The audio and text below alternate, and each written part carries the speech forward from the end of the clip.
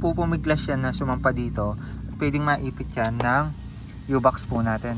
Napipi siya. Oh, ang dami ng damage, may butas-butas, may mga napipipi na.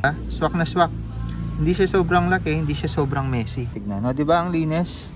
So 2 weeks ago, which is last year pa, may ginawa tayong video about dito sa issue ng Honda Click, dito sa wire natin, sa ilalim ng airbox, na kapag naipit yan, nasira, nagdikit yung dalawang wire, pwedeng masira po yung ating mga ECU. Magsha-short po siya, mag-trigger po siya sa ECU natin na pumutok. O kaya naman napakahalaga na ingatan po natin. Itong part na to, bantayan natin, silipin natin hanggat maaari. Dahil pwedeng yan yung makasira ng buhay ng motor po natin. So sa video na yon, pinakita ko yung problema, nilatag ko yung problema. At ngayon, dito naman sa video na ito, dahil marami na rin nagsuggest sa mga solusyon na pwedeng gawin dito sa wire natin na to, which is yan, marami nagsuggest ng solusyon. So susolusyonan po natin siya sa video na ito. Para po sa mga hindi nakakapanood ng video, ito po yung link. At itong wire po na to yung tinutukoy natin na pwedeng makasira ng buhay ng motor po natin. Ito kasi minsan sumasampa yan dito. Nagpupumiglas yan na sumampa dito. At pwedeng maipit yan ng U-box po natin. Napakarumi. So lilinisin din po natin yan. So ngayon, ang gagawin natin yung solusyon. So ito kasi ongoing yung pagkakarbon natin kay Scarlett, kaya nakabaklas yung mga yan. Pero thankfully may progress na tayo. Yan, malapit na matapos guys. Itong set na yan, tinanong ko sa Carbon Republic, yung buo, yung kinarbon natin. Nasa 30k pala, no? Ang mahal pala ng ano natin, ng serbisyo natin kung sakali man. So yun, kung sakali man, gagawa tayo ng isang set nito. Tapos ipapa-add swap natin or for sale natin siya guys. Abang-abang na lang kayo, medyo matagal lang talaga gawin. Pero worth it siya kasi sobrang tibay. Ito, sobrang tibay na, hindi mo na malukot. Ayun, no? Hindi mo na malukot yung mga sobrang kapal. Kinapalan ko yung gawa ko para solid na solid, no? Kahit ipukpok mo. So yun, balik tayo. Ito pa yung mga last batch na gagawin natin Ito, i-carbon din natin to kasi kung makikita nyo naman, dami ng gas-gas, dumi ng motor natin, napabayaan na si Scarlett. So yun, pati ito, next batch natin to. Tatanggalin ko lang to. Pero yun, bago natin tanggalin yan, pakita ko yung solusyon na gagawin natin. So, buti na lang marami sa inyo yung naka-experience na at ginawa na ng solusyon yan. So, yung solusyon na ginawa po nila, binalutan po nila ng tube na parang ganito. Ito, napulot ko lang kung saan, pero may nabibili naman na ganito. So, babalutan po natin siya para nang sa gayon, hindi po siya, may protection po siya, yun yung natin. May protection, siguro, from dito, sa part na to, hanggang dun sa part na yan. Babalutan natin siya. Kumbaga may another layer siya ng protection. Kung maipit man po siya, hindi direkta sa wire po natin. Hindi masusugat yung wire po natin. Ayan, yung una ko kasing solusyon na nilatag sa inyo, cable tie po yan, tas ipit doon. Kaso sobrang hassle pa po nun. So yung gagawin natin, tanggalin muna natin to.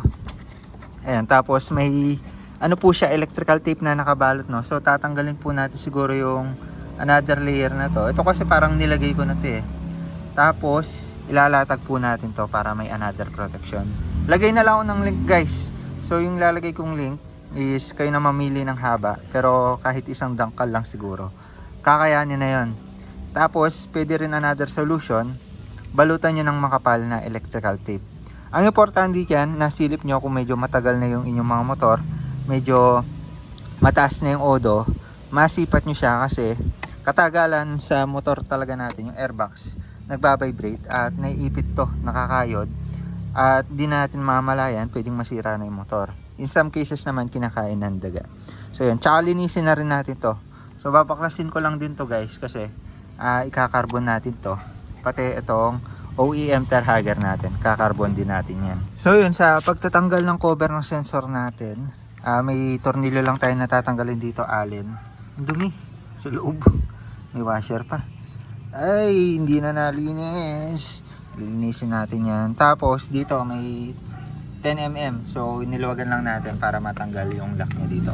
Nung tinanggal natin siya guys, ayan, buti na lang tinanggal ko tong sensor cover. May nakita pa ako dito, ayun oh. Ayan, kita nyo, napipi siya, naipit. So anywhere banda dito, napipipi din siya. So yun talaga yung kailangan nating bantayan dito. Itong buong cover na to, ayan yung buong linya na yan, tignan natin lagi, bantayan natin. So yan, ayusin natin yan hanggat maaari, hanggat maaga pa. So ito yung sensor natin guys. Itong sensor na to, speed sensor yan. So yan, may wire kasi yan sa loob, nabanggit ko na rin sa isang video. May dalawang wire yan na kapag nagdikit, puputok yung ECU po natin. Huwag nyo nang experiment na pagdikitin yon kasi sasakit ulo nyo, nasa 10K yung ECU. May nakapagpatunay na yan, may gumawa na yan at nasiraan, nagdikit yung wire, nasira yung ECU. So huwag nyo nang gayahin yon at huwag nyo na rin umabot na mangyari sa inyo yon. So itong buong to, siguro tatanggalin ko muna yung electrical tape nito para medyo magkasya tong ilalagay po natin. Ito makapal-kapal naman siya oh. Hindi ko alam kung brake cable to or anong cable yan, pero lagyan ng link ng ganitong klaseng cable sa description. So yun, balatan lang natin to tapos linisan na rin ng konti. Tapos ito tatanggalin ko tong OEM Terhager. Ayan, baklasado na yung OEM natin, kasama to sa isang batch natin na ikakarbon, pati yung sa air filter cover. So yan, itong mga to baklasado na, kakarbon natin yan. Dumi oh. So linisin pa natin to. Tapos yan oh, kita yung magneto natin dito. Ingatan lang natin pag naglilinis na hindi umaabot doon, papunta doon yung tubig. So gamit tayo ng brush para malinis po yan. So yun, linisin muna natin yan. Ayan, nalinis na po natin ng bahagya. Tinanggal po natin yung dating electrical tape na nilagay ko. Alam ko may isa pang cover yan dati, nasira lang. Tapos ngayon, ito may nakatupi siyang cover. Ito yung first layer niya. Tapos pag binuksan natin yan, yan yung mga wire na makikita natin. So yun yung pwedeng mag short circuit kapag nasugatan. Ito yung mga ingatan natin. Ngayon yung bala ko kasi dami na ring damage nito oh. Dami ng damage, may butas-butas, may mga napipipi na. Tatanggalin na lang natin 'to luma, cut natin hanggang dito.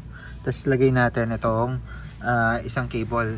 Ito medyo makapal, tapos medyo matibay naman siya. So reliable naman natin ilagay ito para protektado talaga. Tsaka bilog siya oh.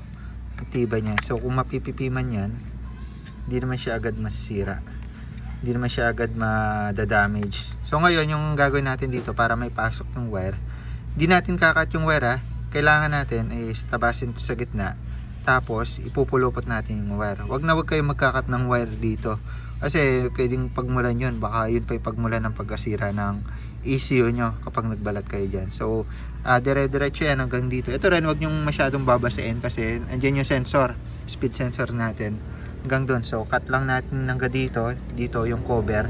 Tapos lagay natin tong pang-protekta natin na mas matibay. Yan, matigas yan guys. Yan for reference. Tapos electrical tape pa natin. Syempre tinuklap po natin sa gitna para wala pong mapasok na tubig. Syempre another protection, another tibay, another kapal din yung electrical tape na ilalagay po natin. So yun, tuklapin lang natin to para mailabas lahat from dito hanggang dito siguro.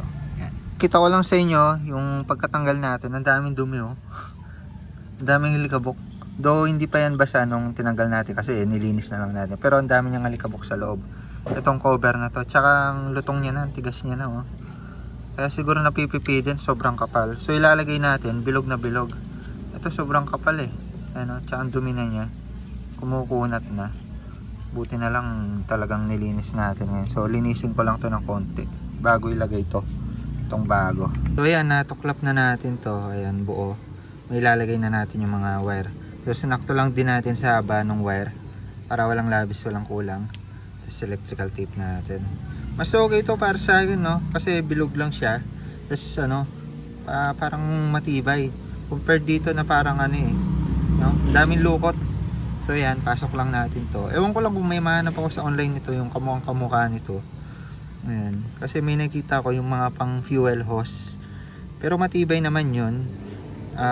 Lagay na lang din ng link ng mga makikita kong pang alternative na may soksok natin dito sa wire. Ayan, pasok lang. O diba? Swak na swak. Hindi siya sobrang laki, hindi siya sobrang messy. Tapos punasan lang natin guys, basa pa pala ng konti. Ayan, baka pagmula ng short circuit. Punasan lang natin, tapos shoot lang natin lahat. So mas maliit, syempre mas hindi siya prone maipit. So yun lang din yung concept no. Palagay ko kasi sobrang kapal din nung stock na niya, housing. kaya ganun. Pero pag bago pa yung motor nyo, take note, huwag nyo munang gagalawin yan, wala pang issue yan. Para lang yung sa mga medyo matagal-tagal na motor, tulad na sa akin, nasa 20k odo na. Tapos minsan natatanggal ko talaga yung airbox, may parts na lost thread na rin yung tornilyo sa may airbox natin, kaya naman nagbabibrate, naiipit na to. Kita nyo naman yung mga ano natin, daming ipit. Pati dun sa unang video, pinakita ko dun yung ipit nya. So yung pinaka naiipit talaga siya is dito sa part na to eh. Ayan, kasi dadaan siyang ganyan. Ayun, swak na dito, galing. Kasi yung una parang naglalaban siya, so ngayon hindi na siya naglalaban. Eh di okay goods, diba? Wala nang problema. Umaangat talaga siya eh. Eh ito hindi na siya aangat kasi maliit, tapos bilog na siya. All goods, malinis lang. Kasi inisip ko yung una kong gagawin is babalutan na lang natin nito rekta-rekta. Eh kaso yun nga, baka hindi rin kumasya kasi ang kapal din nung tinanggal natin. O di ba linis? Ayun, di ba? Alright, linis. O, sok na siya dito, sok na siya diyan. O, tas gagapang yan dun sa ano natin, dun sa may OEM Terhager, pero tinanggal muna natin. Ayan o. By the way, yung pinagsusok-sokan nila, ito, ayan, pinag-iipitan. Susok naman dito yan. Ayan, ito. Tas ito, electrical tape natin yung dulo-dulo, tsaka yung buo guys, para ano, malinis siya tignan, maganda tignan. So yun, electrical tape lang natin. Yung gagamitin natin electrical tape, itong manipis lang, as in manipis, hindi yung manipis yung electrical tape ha, manipis yung ano niya, yung hibla. Ayan, ito kasi mga pang wiring talaga, tas mas madikit to. Ito kasing mga kapal yung ginagamit sa mga electrical housing natin. Minsan ganito yung ginagamit, diba, yung mga kapal. Minsan umano to, umaangat kasi makapal siya. Hindi siya sobrang kapit, kumbaga katagalan lumuluwag. So mas okay itong maninipis eh, no? Ayan, maninipis. Lagay din ako ng link nito ng electrical tape.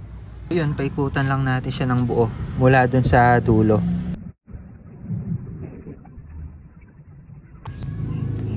Yun, swak na swak, di ba? Isang pasada lang tayo pero medyo masinsin. Ayan, para malinis, tsaka hindi siya masyadong makapal, hindi siya masyadong messy tignan. No, di ba ang linis? Imakap natin yung cover natin. So yung wire kasi natin dadaan siya dito. So umakap natin kung may ipit siya dito sa part na to. Ayun, swak siya. Ayun o, dito sa part na to. Kaso banda dito yan eh. Dito yan. Yan, dito iipit siya. Tapos kaya may butas dito. Yung dating cover niyan, alam ko may clip. Tapos ipit mo dito, lulusot sa kabila. Pero tinanggal ko na yun eh, pampakapal. Ayan, swak na siya guys. So soon, pag nilagay natin to, papakita ko naman pag nilagay natin to, pag na-carbon na, pakita ko yung positioning. So dito lang naman dadaan yan, susok-sok siya dito. So mas okay sana naka-intact siya pataas para hindi siya naka-expose. Pero ipit naman siya dito. Ang komplikado lang is yung dito, kasi pagdating dito naka-expose na siya. So dadaan na lang siya dyan. Ayan, ganyan pala yung position niya eh. Ayan, diba? Komplikado niya dito kasi nakaipit siya dito sa taas. Tapos liliko siya dito, lalabas siya dito, kaya may awang yan dyan. Liliko siya dito, dadaan siya dito. Ito yung pinaka-komplikado kasi minsan umaangat to. Ito na yung ipit. Pero ngayon nakikita ko flexible na siya, swak na siya, parang hindi na siya aangat anytime. Ayan o. Okay, goods. So yun, isang solution pa lang to. Kung may masuggest pa kayong solution about dito sa wire na to, kung ano yung magandang pang-protekta, anong electrical tape, etc., anong pang-cover, lapag nyo lang sa comment section. Itong ginawa natin na to, recommendation lang din, suggestion lang din from the last video natin, at yun yung ginawa natin. So yun, lalagay ko din yung mga link ng mga nilagay natin dyan, ginamit natin dyan, para maayos po yung wiring natin. So yun, tandaan nyo lang, itong video na ito, ang purpose nito is para paalalahanan kayo na silipin nyo itong wire na ito, lalo na kung matanda na yung inyong mga motor, dahil pwede yung makasira ng ECU natin, which is ito, which is ayan. At para sa mga hindi po nakakaalam, nagkakahalaga po yan ng 10,000 pesos yung brand new. Pero may mga second hand na kuha nila 6K, 7K. Pero ganoon pa man, masakit pa rin sa bulsa. So pag nasira yon, puputok. Pag nagdikit yung wire na yon, puputok to, laking sakit sa ulo. So yun, paalala lang yun. Hindi ko naman sinasabing prone sa ganong sira yung click, pero check nyo na lang for peace of mind, for safety na rin, tsaka para wala kayo sakit ng ulo katagalan. So sana may natutunan kayo sa video na ito. The more click, the more you know. Solusyon sa speed sensor wire ng Honda Click. Issue yan, check nyo yan. Ayun lang, bye bye.